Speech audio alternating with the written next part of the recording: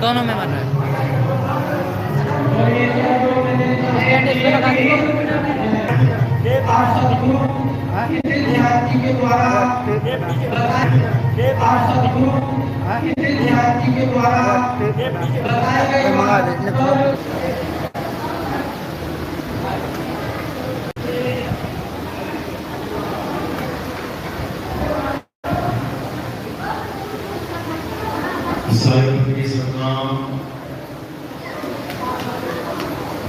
परमात्मा की अपार कृपा से,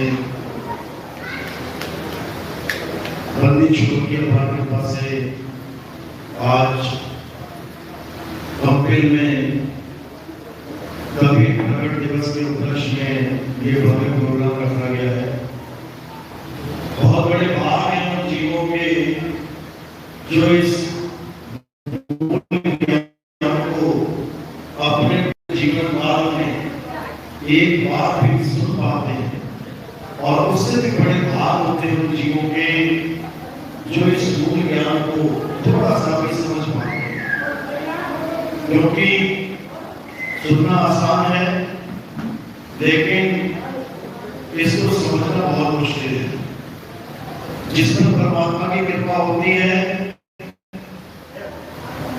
केवल वही इस मूल ज्ञान को सुन और समझ पाते हैं, क्योंकि ये सबकी समझ में नहीं आता। ये ऐसा ज्ञान है जिसके लिए बहुत ज्यादा विवेक की जरूरत पड़ती है। बहुत ज्यादा विवेक होगा तभी ये ज्ञान समझ में आएगा, अन्यथा ये समझ में आने वाला नहीं है। चाहे सारी उम्र सुनते रहो, क्योंकि ये वो ज्ञान नहीं है कि मंदिर जाओ, पूजा पाठ करो, मस्जिद जाओ, नमाज पढ़ो, गुरुद्वारे जाओ, चर्च जाओ, वहां पूजा पाठ करो। ये वो ज्ञान नहीं है। ये ज्ञान है आत्मा का ज्ञान, क्योंकि बाकी सारी चीजें हमें खुली आंखों से दिखाई देती हैं। मंदिर दिखता है, मस्जिद दिखता है, गुरुद्वारा हैं, पूजा पाठ सब दिखती है, लेकिन जो आत्मा है वो हमें इन आंखों से नहीं दिखाई देती। अब जो चीज दिखाई नहीं देती उसकी पूजा करना, उस पर विश्वास करना, उसको परमात्मा मानना ये बहुत मुश्किल होता है। क्योंकि हर इंसान देखने दिखाने वाली चीज के ऊपर तो विश्वास कर सकता है, लेकिन जो चीज आंखों से दिखती नहीं है उस पर जल्दी विश्वास नहीं करता। लेकिन मालिक की कृपा हो जाए, बंदी छूट की दया हो जाए, तो जो चीज नहीं दिखाई देती है, जिसे आत्मा कहते हैं, उस पर भी पूरा विश्वास बनता है और उसकी भी भक्ति बनती है। तो आज ये मूल ज्ञान का सत्संग शुरू करने से पहले परम पिता परमात्मा के नाम की जयकारा लगाएंगे और फिर सत्संग शुरू करेंगे। बोलिए परम पिता परमात्मा की जय, सतगुरु पंडित छोड़ कबीर साहेब की जय, सतगुरु मदन पति साहेब की जय, सतगुरु दुर्लभपति साहेब की जय, पति साहेब की जय, राम सेवक साहेब की जय, सतगुरु वैरागपति साहेब की जय, धाम की जय, सभी हंसों की जय, पंडाल में ऐसे भक्तों की जय, इनके माता पिता गुरुदेव की जय, इनके बाल गोपाल की जय, इस्लाम में बस्ती की आज के आनंद की सकल हंस को बंदगी साहेब बंदगी साहेब की जय।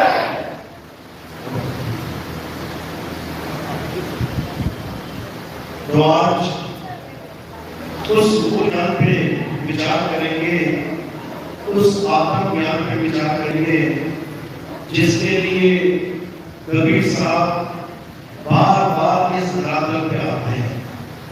हम जीवों को जगाने के लिए, हम जीवों को समझाने के लिए वो परम पिता परमात्मा इस मृत्यु लोक में, इस काल की नगरी में, इस मौत के संसार में बार बार आते हैं और क्या कहते हैं कि इससे पहले कि तेरी मृत्यु आ जाए, हे जी, इससे पहले तेरी मृत्यु आ जाए तो अपने स्वरूप को जानना, तो अपने आत्म तत्व को, तो अपनी यथार्थ स्वरूप को समझना। क्योंकि एक बार मृत्यु आ गई इंसान चोरे में तो 1,84 बार जन्मना पड़ेगा, बार बार जन्मना मरना पड़ेगा। किसी इंसान जन्म में अगर कल्याण नहीं हुआ तो 84 लाख योनियों में बार बार जन्म के मर के महादुख पाना पड़ेगा। और उन 84 लाख में 1% भी चांस नहीं है कि किसी का कल्याण होगा। इंसान जन्म में तो कल्याण होने का चांस है। क्यों? क्योंकि अपने यथार्थ स्वरूप को जान सकता है, अपने आत्म ज्ञान को पहचान सकता है, अपने आत्म तत्व को जान सकता है। ये मनुष्य उस ज्ञान को प्राप्त कर सकता है। लेकिन अगर ये मनुष्य जन्म खत्म हो गया, उसके बाद सांप, बिच्छू, मक्खी, मच्छर, खटमल, घोड़े, घड़ियाल, शेर, चीते, भालू, ये मूल ज्ञान को प्राप्त नहीं कर सकते, ये आत्म ज्ञान को नहीं जान सकते, ये उस परम तत्व को नहीं पहचान सकते। फिर ये शिकारी करेंगे सारी उम्र, शेर शिकार बन गए तो रोज शिकारी करते रहो, दौड़ाते रहो रेलगाड़ियों को, और तुम्हें दौड़ाना पड़ेगा, तुम्हें बन जाओगे। आज जो इंसान बने बैठे हो तुम इसका फायदा उठा लो, इस जन्म को सफल बना लो, इस जन्म को बर्बाद मत करो। इन जंतर मंतर, इन पूजा पाठ में, इन मंदिर मस्जिद गुरुद्वारों में आत्मा के ज्ञान को समझो, आत्म तत्व को पहचानो। शुरुआत के लिए मंदिर मस्जिद गुरुद्वारे ठीक है, अच्छी बात है, लेकिन अंत इसके नहीं होना चाहिए। अंत क्या होना चाहिए? आत्म ज्ञान पे,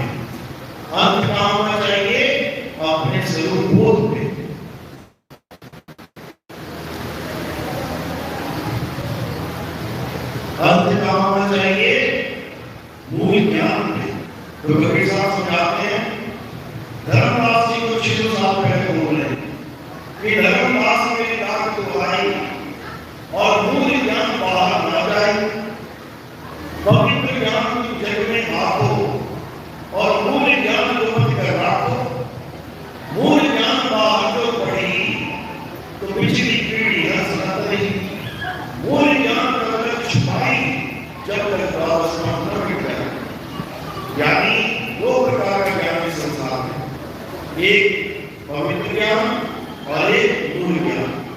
पवित्र ज्ञान जिसे हम बच्चों का ज्ञान कहते हैं, छोटे बच्चों का, जैसे आंगनबाड़ी में बच्चा जाता है, छोटा बच्चा सीखता है पढ़ाई, का से कबूतर, खा से खरगोश, गा से कबूला। पढ़ाई ये भी है, पढ़ाई ये भी है, लेकिन ये बड़ी पढ़ाई नहीं है, ये पूर्ण पढ़ाई नहीं है, ये शुरुआती ज्ञान है।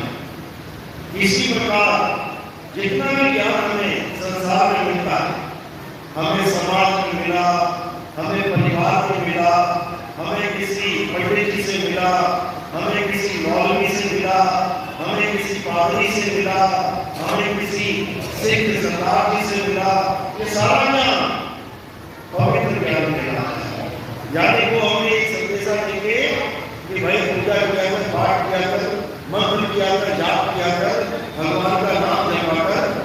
तो ऐसा ज्ञान लेके हमें पवित्र ज्ञान तो प्राप्त हो जाता है, लेकिन मूल ज्ञान ये प्राप्त नहीं होता, क्योंकि मूल ज्ञान बिल्कुल अलग ज्ञान है।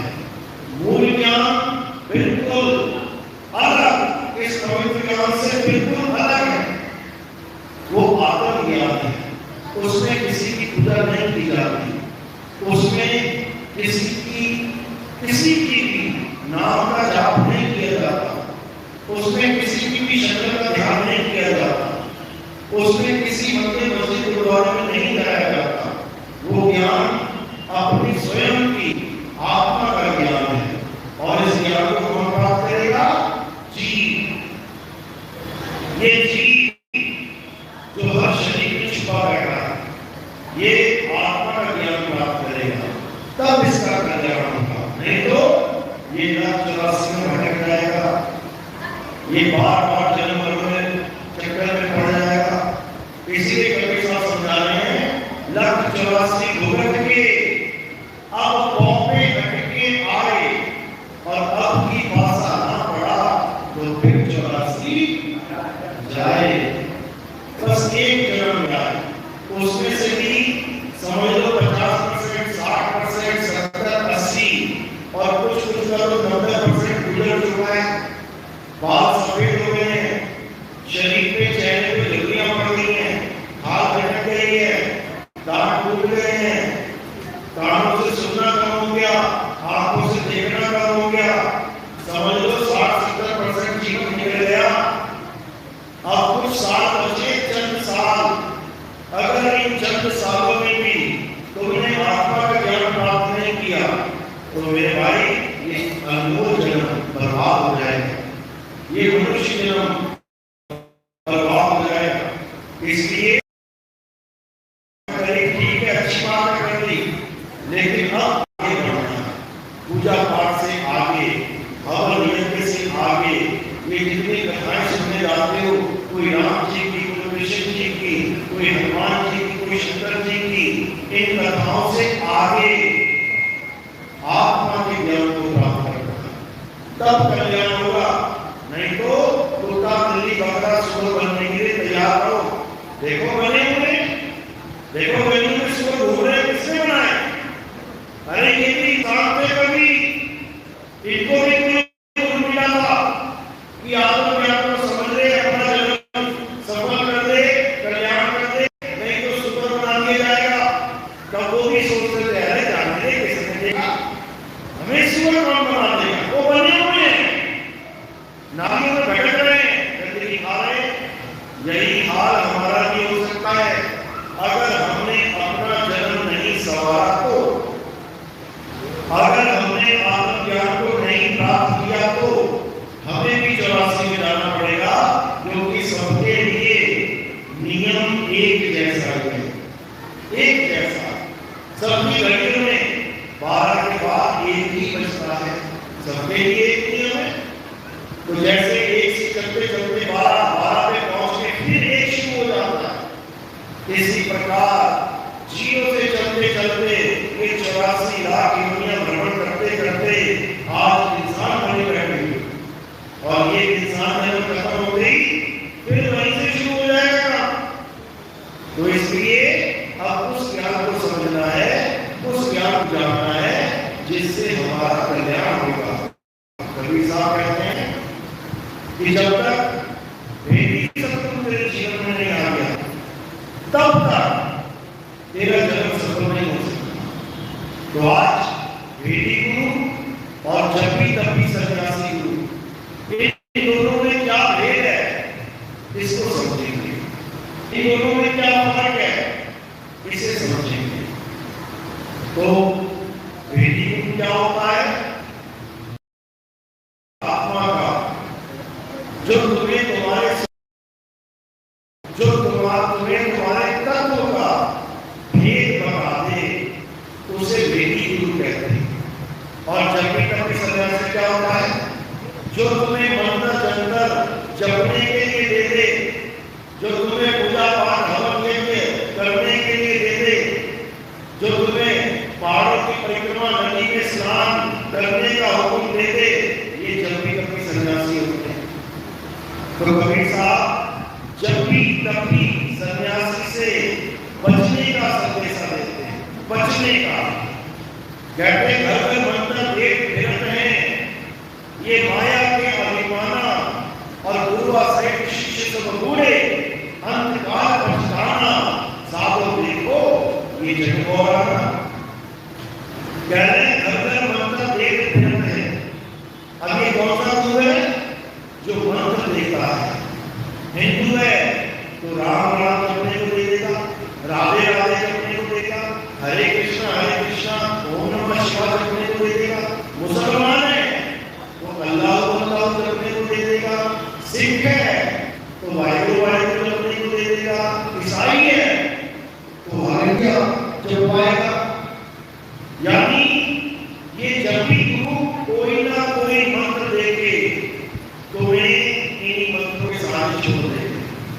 जपते रहो तब तक जब तक मौत ना हो जाए, मृत्यु के समय तक, अंत समय तक इन नामों को जपते जाओ, जपते जाओ, जपते जाओ।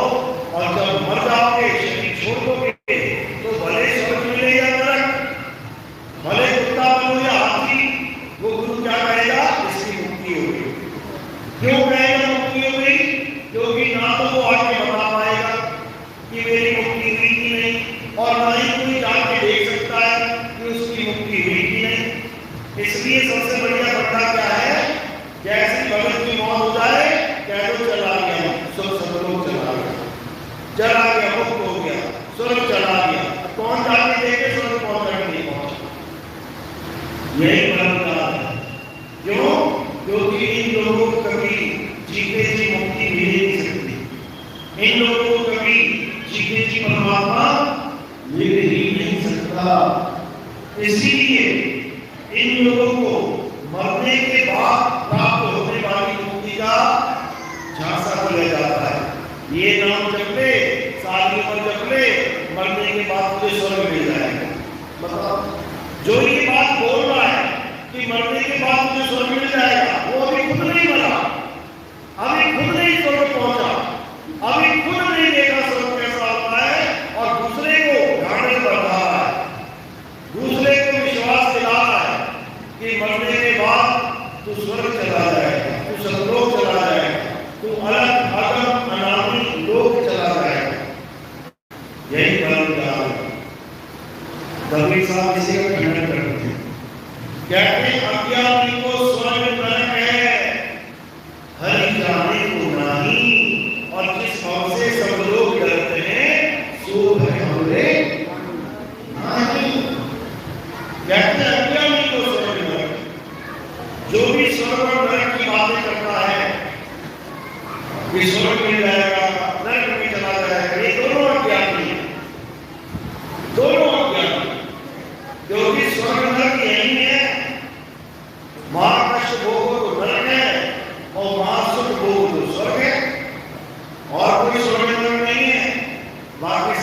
तनाव के लोग हैं, अज्ञानता के लोग हैं। तो क्या कह रहे साहेब कि एक साधे सब सके, सब साधे सब जाए, और माली सींचे मूल को ये फूल मार कहते हैं एक साधे सब सके।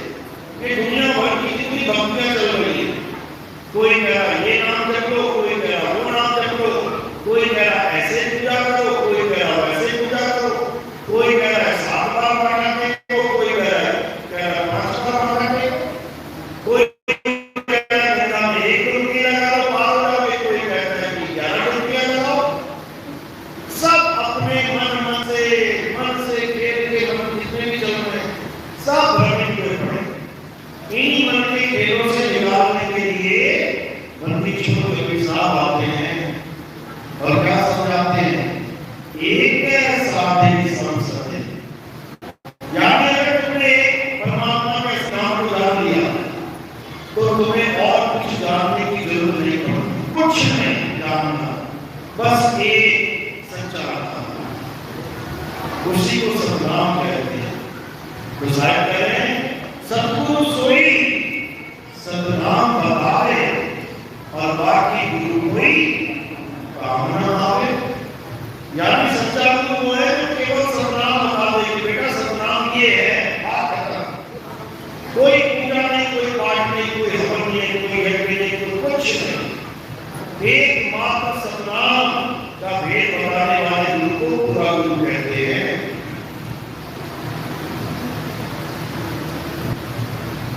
तो क्या कह रहे हैं, सोई गुरु पूरा कहावे, जो 2 अक्षर का भेद बतावे, एक छुपावे एक कथावे, तब प्राणी निज घर को जावे। कहते हैं सोई गुरु पूरा कहावे। पूरा गुरु वो है जो 2 अक्षरों का भेद बतावे। पहले प्रकार का अक्षर 52 अक्षर, ये मुंह से बोले जाने वाले सारे अक्षर, आ आ ई ऊ ए ए का खा गा गा, ये सारे अक्षर किसने बनाए? इंसानों ने बनाए। किसने अक्षरों से शब्द बनाए? इंसानों ने बनाए। 2 या 2 से ज्यादा अक्षरों को मिला के शब्द का विस्तार होता है, शब्द की रचना होती है। पूरी अक्षरों को किसने बनाया? इंसान ने। अक्षरों को मिला के शब्द किसने बनाया? इंसान ने। शब्दों को मिला के वाक्य किसने बनाया? इंसान ने। और वाक्यों को मिला के पैराग्राफ किसने बनाया? इंसान ने। पैराग्राफों को मिला के बड़े बड़े ग्रंथ किसने बनाए? इंसान ने। सब कुछ इंसान ही बना रहा है, लेकिन जिस चीज को बना रहा है उसको बड़ा और खुद को छोटा मानने लगा। मूर्तियां कौन बना रहा है? इंसान। खुद को छोटा, मूर्ति को बड़ा समझ रहा है। मंत्र कौन बना रहा है? इंसान। खुद को छोटा, मंत्रों को बड़ा समझ रहा है। मंदिर मस्जिद गुरुद्वारा चर्च कौन बना रहा है? इंसान। खुद को छोटा, मंदिर मस्जिद गुरुद्वारा को मान देगा। इंसान कौन बना रहा है? इंसान। खुद को छोटा और फिर इंसान को बड़ा मानता है। बस यही बात है। इसी भ्रम को तोड़ने के लिए सतगुरु कबीर साहब संसार में आते हैं। क्या कहते हैं? अरे ब्रह्म बराकी जहां से आया, ब्रह्म बराकी जहां से आया, और वेद बराकी निर्माया। एक ही लाइन में निगड़ा कर दिया। कहते वेद बड़ा है या वेदों की रचना करने वाला बड़ा है? जिसने वेदों को बनाया है सोचो वो कितना बड़ा होगा। वेद तो उसकी एक रचना मात्र है। तो कह रहे हैं ईश्वर बड़ा की जीवन माना, राम बड़ा की राम नहीं जाना। ब्रह्म कबीरा फिरे उदास, और तीर्थ बड़ा या तीर्थ का दास। कह रहे तीर्थ बड़ा है या तीर्थ का दास? और दास कौन है? ये इंसान को बोला गया गया है। तीरथ का दास कौन है? इंसान है, लेकिन ये खुद को छोटा और तीरथ को बड़ा मान के बैठा। ये खुद को छोटा और तीरथ के आगे माना कि उसको बड़ा बना के बैठा हुआ। ये अपनी आत्मा को ना जान के नाशवान पत्थरों को भगवान बना के बैठा हुआ। ये अपने आत्मा तत्व को ना जान के इन 5 तत्वों की पूजा करने में लगा हुआ। अग्नि की पूजा करता है, वायु की पूजा करता है, जल की पूजा करता है, धरती की पूजा करता है, आकाश की पूजा करता है। इन 5 नाशवान तत्वों की पूजा करता है। और जो आत्म तत्व अपने पास विराजमान है, जो आत्म तत्व अविनाशी अपने पास विराजमान है, उसको जानता है। तो कैसे पैदा होगा? कभी नहीं होगा। तो सारे समझा रहे हैं कि अगर परमात्मा को पाना है तो कहां ढूंढना पड़ेगा? इस नाशवान संसार में नहीं है परमात्मा। परमात्मा तुम्हारी आत्मा में विराजमान है। कैसे विराजमान है? कहते जीव निर्माही तेल है और जीव चटमट में आग, और तेरा साई तुझ में है। जा सके तो जा, क्योंकि जब तक हमें ये नहीं पता कि परमात्मा कहाँ है, तब तक हम उसको ढूंढ भी नहीं सकते। इसलिए बार बार यही समझाया जा रहा है कि तेरा साई तुझ में है, जा सके तो जा। लेकिन हम अपने साई को तो जान नहीं पा रहे, वो कहाँ है, और संसार में दौड़ लगा रखी है। तो अब साई क्या कहते हैं कि ये सारी दौड़ खत्म कर, ये सारा धर्म खत्म कर, और क्या कर? उस सत्य को जान जो तेरी आत्मा में विराजमान है। अब आत्म ज्ञानी बन जा, अब आत्म ध्यानी बन जा, अब आत्मा को पहचान, आत्म तत्व को जान। यही गीता में समझाया गया। ये अर्जुन जो अपनी आत्मा में रमण करते हैं, जो अपनी आत्मा में तृप्त हैं, जो अपनी आत्मा में संतुष्ट हैं, उनके लिए कोई धार्मिक कर्म कर्तव्य लाभ भी नहीं होता। यानी कि सारे संसार से पीछा छुड़वा के क्या करना है? आत्मा को जानना है, आत्मा में रम करना है, आत्म तत्व को प्राप्त करना है।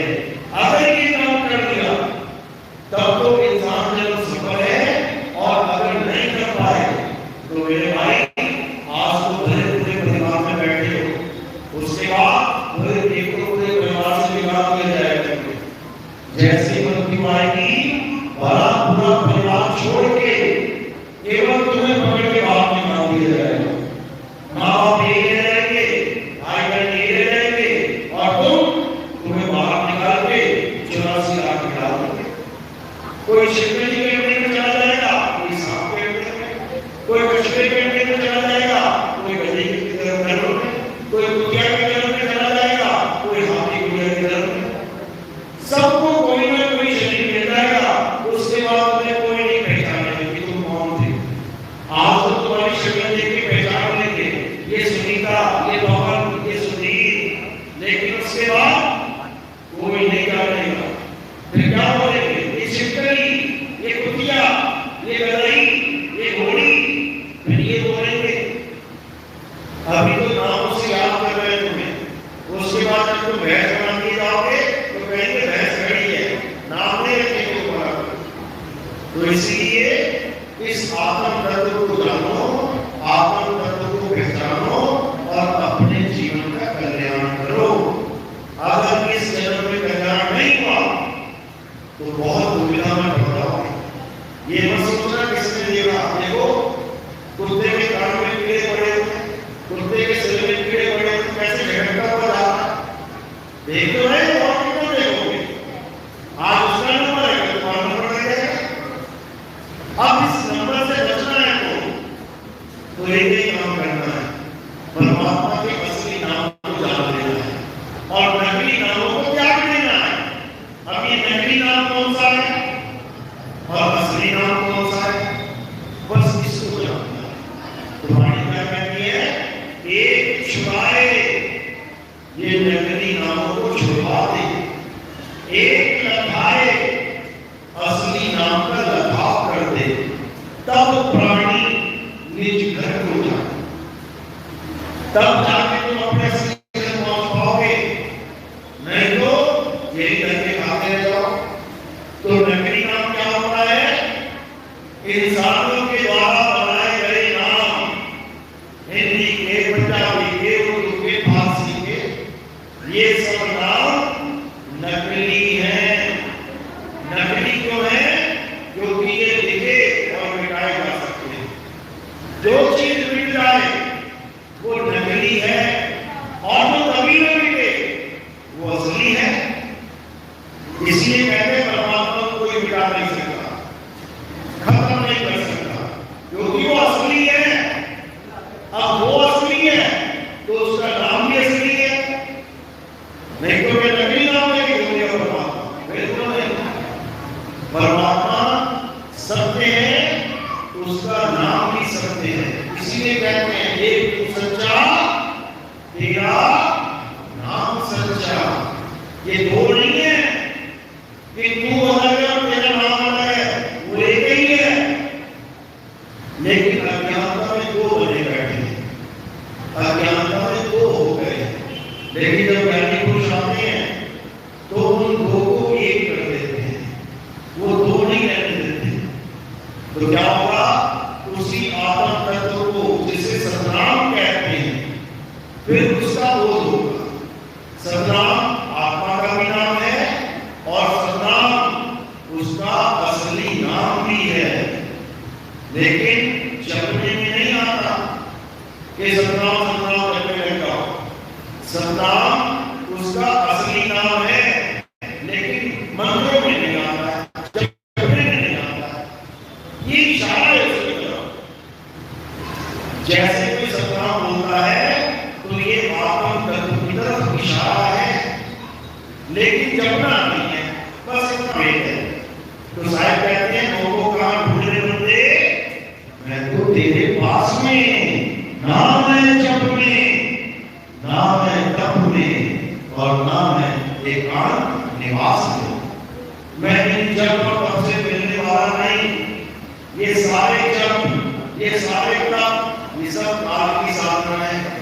ये काल भगवान को खुश करने के लिए मंत्र बनाए गए हैं। ये सारा खेल मन और माया का है। लेकिन परमात्मा की जो असली लीला है वो एक सदगुरु करता है। सदगुरु वेद बताता है, जो कहते हैं ना परमात्मा आते हैं जीवों को तारने के लिए, वो सदगुरु आता है जीवों को तारने के लिए। सदगुरु की लीला और परमात्मा की लीला एक ही है, बस फर्क इतना है कि परमात्मा आता नहीं है और सदगुरु आता जाता है, बस इतना फर्क है। परमात्मा अडोल है और सदगुरु जल अवस्था में होता है, वो आता है जाता है, ज्ञान समझाता है। इसीलिए साहिब ने समझाया, कहते हैं आवे न जावे, जन्म नहीं मरे, सो निज पीर हमारा।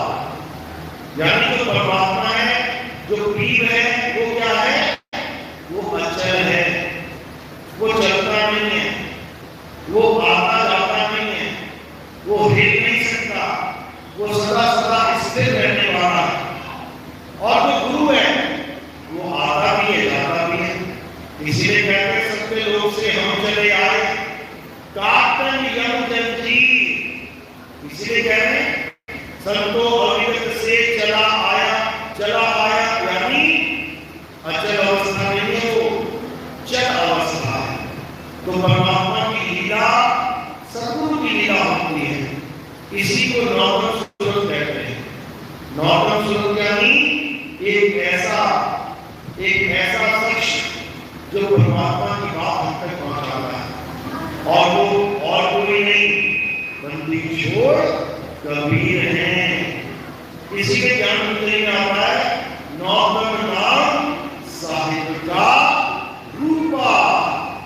जो ज्ञान गुरुजी पढ़ते हैं उनको ये लाइन 1 मिनट में याद आ जाएगी, लेकिन इसका मतलब नहीं पता किसी को, तोते की तरह बस रटते जा रहे रटते जा रहे रटते जा रहे। मूल ज्ञान रटने रटाने का ज्ञान नहीं है, मूल ज्ञान लिखने पढ़ने का ज्ञान नहीं है। कहते पढ़ पढ़ के पत्थर भया और लिख लिख के भया चोर, और जिस पढ़ने साहित्य मिले सो पढ़ना कुछ और। वहां पे किताबें नहीं पढ़ी जाती, मूल ज्ञान में अक्षर नहीं पढ़े जाते, मूल ज्ञान में आत्म तत्व को पढ़ा जाता है, मूल ज्ञान में खुद की पहचान की जाती है, मूल ज्ञान में तंत्र मंत्र पूजा पाठ हवन यज्ञ ये सब छोड़ दिया जाता है। छोड़ दो और क्या करो, हे अर्जुन, जो अपनी आत्मा में रमण करते हैं, जो अपनी आत्मा में तृप्त हैं, जो अपनी आत्मा में संतुष्ट हैं, उनके लिए कोई धार्मिक कर्म कर्तव्य लागू ही नहीं होता। बिल्कुल क्लियर। कभी साहब भी यही समझा रहे हैं, कह रहे जितने भी जाप है छोड़ दो, जो भी अल्पा जाप कर रहे हो छोड़ दो, जो भी अनंत नाम सुन रहे हो छोड़ दो, और क्या करो, कहते हैं जाप मरे अजमा मरे, अनहद भी मर जाए, और सूरत समाये जीवन में वाको कालना आए। अब ये सूरत समाये जीवन में का क्या मतलब है? इसका वही मतलब है जो गीता समझा रही है, हे अर्जुन अपनी आत्मा में रमण कर। आत्मा यानी जीव नहीं। कुछ लोग आत्मा को जीव मान बैठते हैं कि आत्मा जीव है, बिल्कुल नहीं। आत्मा अजन्मा है, शाश्वत है, अघोर है, अबोध है, अकह है, अनाथ है, अचल है, सदा स्थिर रहने वाला है। ये आत्मा ही सत्य सनातन है। इस सत्य सनातन को जानना है, इन मंत्रों को नहीं पकड़ना। लेकिन ये बात किसी के समझ में आती नहीं। सोचते हैं कि मंत्रों को छोड़ दिया तो भगवान को ही छोड़ दिया, बस यही अज्ञान है। तो सारे इसी अज्ञान को खत्म करने के लिए बार बार इस भवसागर में आके अलग अलग संतों को मिलते हैं और मिलके यही संदेशा देते हैं कि सच्चे नाम को पहचान जाओ, सच्चे नाम को जान जाओ, इससे पहले कि मौत आ जाए सच्चे नाम को समझ जाओ, तभी कल्याण होगा। नहीं तो माया बहुत खतरनाक है। ऐसी जगह भेज देगी जहां तुम सपने में नहीं सोच सकते कि कभी परमात्मा मिलेगा। अफ्रीका के जंगल में आपकी बना देगी, सोचो मुझे आपकी जगह मिलेगा, ऐसी जगह आपकी जगह बनाएगी जहां पूरा दिन तुम शिकारी करते रहोगे। कुत्ता मार के खा लिया, चूहा मार के खा लिया, खरगोश मार के खा लिया। कभी सपने में नहीं सोच पाओगे कि सत्संग में कोई चीज होती है, परमात्मा में कोई चीज होती है। ऐसी प्रबल माया है, लेकिन ये उसमें हावी होती है जिसके पास सतनाम रूपी अस्त्र शस्त्र नहीं है। और अगर सतनाम मिल जाए तुम्हें, अगर वो सावधान मिल जाए तुम्हें, तो ये माया मार नहीं देती है। ये काल भगवान सिर झुका देता है। कहते हैं साल शब्द आए जेबी हाथा और तेरी काल नवावे माथा। ये काल तभी माथा नवाएगा जब तुम्हारे हाथ में सात शब्द होगा। मंत्र तंत्र में आगे नहीं झुकता ये बड़े बड़े भगवानों के नाम में आगे नहीं झुकता, ये अपना काम कर ही जाता है। ये किसी भगवान के नाम से नहीं करता। देखो वृंदावन में क्या हुआ, किसकी गाड़ी थी, 32 लोग सवार थे, सब भगवान का नाम ले रहे थे, राधे राधे राधे राधे, हरे कृष्ण बचाओ किसी को, सबको डुबो दिया। वो तो बेचारे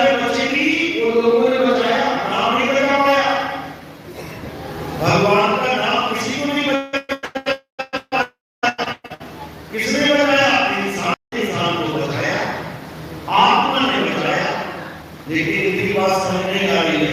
आप भी सोच रहे हैं भगवान का नाम लेंगे तो मौत भी टल जाएगी, किसी की नहीं टलेगी, टल ही नहीं सकती, वो तो अपना काम करेगी।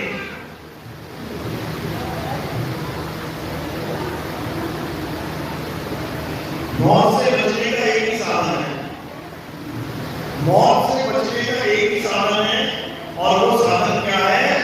कृष्ण जी समझाते हैं, हे अर्जुन, अगर इस मृत्यु से बचना चाहते हो तो तुम सत्य को जानो, और सत्य क्या है? आत्मा ही सत्य है। आत्मा को जानने के लिए कहां जाना पड़ेगा? कहते हैं, हे अर्जुन, इस आत्मा को जानने के लिए तुम तत्वदर्शी संत की शरण में जाओ, उस तत्वदर्शी संत की शरण में जाओ जिसने आत्मा को जान लिया। कौन सी आत्मा को? अचल आत्मा को। जिसने आत्मा को जान लिया है वही तुम्हें तुम्हारी आत्मा का ज्ञान दे सकता है, अन्यथा इस संसार में ऐसा कोई नहीं जो तुम्हें आत्मा का ज्ञान दे। इसलिए बार बार नबी साहब ने समझाया कि आत्मा को जानो, आत्मा को जानो। आत्मा को ज्ञान बिना न भटके, कभी काबा कभी कासा। मंत्र ज्ञान बिना नहीं कि मंत्र ज्ञान बिना न भटके। अरे मंत्रों को तो झूठ बोला है कभी साहब ने, तंत्र मंत्र सब झूठ है, इनमें न भर में कोई, और साल शब्द जाने बिना हंसना हो। यानी इन मंत्रों जंत्रों का सारा छोड़ दो और आत्म तत्व से खुद को जोड़ दो। तुम्हारी आत्मा की वजह से ही सारे मंत्र निकल रहे हैं, तुम्हारी आत्मा की वजह से ही सारे नाम निकल रहे हैं, तुम्हारी आत्मा की वजह से ही सारे अक्षर निकल रहे हैं। और निकलने वाले अक्षरों को छोड़ो और जिसकी वजह से निकल रहे हैं उसको समझ लो, 101% कल्याण हो जाएगा। मेरी बात समझ में आ रही है? किस किस का ज्ञान कर दो, बहुत अच्छी बात है, क्योंकि जब तक ज्ञान समझ में नहीं आए तब तक कल्याण नहीं होगा। इसलिए मूल ज्ञान को अच्छे से समझना है। ये पक्षपात वाला ज्ञान नहीं है कि मैं हिंदू हूं तो मैं इस ज्ञान को नहीं सुनूंगा, मैं मुस्लिम हूं मैं इस ज्ञान को नहीं समझूंगा, मैं सिख हूं ईसाई हूं। मूल ज्ञान से हमें क्या लेना है? मूल ज्ञान किसी धर्म विशेष का ज्ञान नहीं है कि ये हिंदुओं का ज्ञान है, मुसलमानों का ज्ञान है, सिखों या ईसाइयों का ज्ञान है। मूल ज्ञान सबका साझा ज्ञान है। हिंदू को भी मूल ज्ञान चाहिए, मुसलमान को भी मूल ज्ञान चाहिए, सिख ईसाई को भी मूल ज्ञान चाहिए। बिना मूल ज्ञान के किसी की मुक्ति नहीं हो सकती, क्योंकि मूल ज्ञान आत्म ज्ञान है। किसके पास आत्मा नहीं है? हिंदू के पास आत्मा है, बिल्कुल है, तो हिंदू हो गया आत्मा का ज्ञान समझ ले। मुस्लिम के पास आत्मा है, बिल्कुल है, तो मुस्लिम हो गया आत्मा का ज्ञान समझ ले। सिख ईसाई के पास आत्मा है, बिल्कुल है, तो सिख ईसाई हो गए आत्मा का ज्ञान समझ ले। चारों को एक होने से कोई नहीं रोक सकता अगर इस मूल ज्ञान को समझने को। चारों धर्म एक हो जाएंगे अगर इस मूल ज्ञान को समझने को, और अगर इस मूल ज्ञान को नहीं जानना तो लड़ते रहो, मरते रहो, झगड़ते रहो। कभी तलवारें निकल आती हैं, कभी गोलीबारी होने लग जाती है, कभी लड़ होने लग जाते हैं। बिना मूल ज्ञान के हाहाकार मचेगा इस संसार में। इस संसार में जितने भी युद्ध होते हैं वो धर्म युद्ध होते हैं। एक धर्म दूसरे धर्म वालों पे अटैक कर देता है। कभी यहूदी अटैक कर देता है ईसाइयों पे, कभी ईसाई अटैक कर देता है मुस्लिमों पे, कभी मुस्लिम अटैक कर देता है हिंदू पे, कभी हिंदू अटैक कर देता है सिखों पे। देखो इतिहास हुआ है, हर जगह जितने भी झगड़े हुए बड़े से बड़े ये धर्म के नाम पे हुए।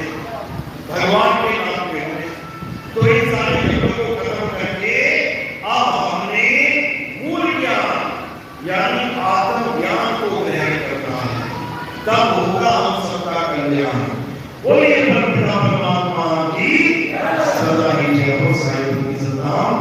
तो आरती का समय है। आरती कैसे होती है समझ लो। आरती किसी भी पत्थर की, मूर्ति की, फोटो कैलेंडर की हमारे यहाँ नहीं होती, क्योंकि फोटो कैलेंडर, पत्थर, मूर्ति सब जड़ पदार्थ हैं, इनमें जान नहीं है। ये ना बोले ना डोले ना खाए ना पिए ना चले ना कुछ नहीं कर सकती। कैसे पढ़े, जैसे बड़ा बड़ा होता है वैसे पढ़े, तो आगे गुजरना तो हो गया काम, नहीं तो नहीं पढ़ा। तो हमारे यहाँ आत्मा की आरती है। कैसे होती है? थोड़े से फूल उठाने और मेरे सिर के ऊपर रख देने। सिर के ऊपर तो रखे क्योंकि पैर के अंगूठे से लेके सिर की चोटी तक ये क्या दिखाई दे रहा है? नाशवान शरीर। हमारे यहाँ नाशवान शरीर की पूजा भी नहीं होती। इन फूलों को हमने कहा था नाशवान शरीर से परे। तो ये किसको समर्पित हो जाता है? ये आत्मदेव को समर्पित हो जाता है। हमारे यहाँ आत्मा की पूजा होती है, आत्म तत्व की पूजा होती है। तो सिर के ऊपर फूल रखने और कोई प्रचार प्रसार में योगदान करना चाहेगा, सेवा में योगदान करना चाहेगा, तो वो केवल चरणों में है। उस सेवा से क्या करते हैं? हमारा प्रोग्राम टीवी में भी आता है। आप सुबह सुबह टीवी चैनल खोलना, 7:45 बजे बैठना, आप साधना टीवी और ईश्वर टीवी इन दोनों में आप जब देखोगे तो शुरू में बाबा लोग काफी आएंगे। एक बाबा आया, घंटा बोल के चला गया, दूसरा बाबा आया, घंटा को घंटा बोल के चला गया, तीसरा बाबा आया, घंटा को घंटा बोल के चला गया। क्या बोलते हैं ये तुम्हें समझाते हैं, जनता को समझाते हैं कि परमात्मा को पाना है तो नाम जपो, नाम जपो, नाम जपो। अब इतना बोलने से बाबा चला जाता है तो मैं आ जाता हूँ और मैं क्या कहता हूँ? परमात्मा को पाना है तो नाम छोड़ो, नाम छोड़ो, नाम छोड़ो और आत्म तत्व से खुद को जोड़ो, तब होगा तुम्हारा कल्याण। नहीं तो 84 में होगा घमासान। एक लोग चैनल खोल के मगरमच्छ कहीं भैंसों के साथ घमासान कर रहा है, भैंस पानी पीने गई, मगरमच्छ ने पकड़ लिया, अब पानी में घमासान चल रहा है। कहीं शेर में किसी हिरण को पकड़ लिया, वहां घमासान चल रहा है। किसी केकड़े ने कहीं सुअर को पकड़ लिया, वहां घमासान चल रहा है। सारी उम्र घमासान ही चलता रहेगा। चूहा बन गए तो बिल्ली से घमासान होगा, बिल्ली बन गए तो कुत्ते से घमासान होगा, कुत्ता बन गए तेंदुए से घमासान होगा, तेंदुआ बन गए तो बाघ से घमासान होगा, बाघ बन गए तो शेर से होगा, कुछ ना कुछ होगा ही रहेगा। तो इसलिए अब अपने आत्मा का कल्याण करना है हमें और मूल ज्ञान को अच्छे से समझना। हमारा यूट्यूब चैनल भी है, आप सत्संग सुनना चाहते हैं यूट्यूब चैनल पे सर्च करें, कहत कबीर सुनो बड़े साधुओं ने विकास। इतना लिखोगे तो 2 चैनल सामने आ जाएंगे आपके, वो दोनों हमारी हैं। और भी चैनल में आप देखोगे दास के सत्संग, हजारों चैनल आ जाएंगे, हजारों सत्संग आ जाएंगे। बस सुनते जाओ, सुनते जाओ, सुनते जाओ और सारे अज्ञान का खात्मा करके उस सत्य से जुड़ते जाओ। बोलिए परमात्मा की जय। साहिब की सलाम। अब आपकी होगी 2 बातें करनी है, लेडीज हैं, बीच में जो रास्ता है खुला रहना। इधर से बेटी आएगी, आपकी करके इधर चली जाएगी, इधर से बैठ जाएंगे आप। 2 थालियां रख लेना, दोनों को एक ही बार में एक करके आरती करते जाएंगे। बोलिए परमात्मा की सदा जय। साहिब की सलाम। सभी लोग खड़े हो